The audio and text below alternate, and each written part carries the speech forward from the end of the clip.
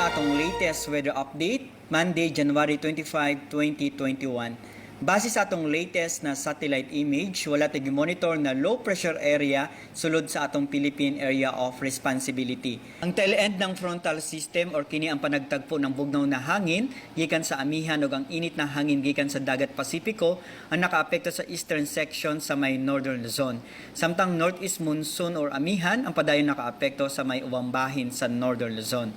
Sulod sa atong 24 oras na forecast ang tibuok sa Visayas, Palawan kasama ng Kalayaan Group of Islands ug ang Occidental Mindoro. In general, fair weather ang atong panahon. Gawas ini natay mga patak-patak na mga pag-uwan tungod kini sa mga localized na mga pagpanugdog og kilat. Padayon ta mag-monitor sa atong mag-i-issue ng mga thunderstorm advisories. Ug para sa atong mga dugang detalye, bisitaha atong mga official social media accounts. Kini si Jomar Eclarino gikan diri sa Mactan, Pag-asa, Visayas. DOST, mayong adlaw.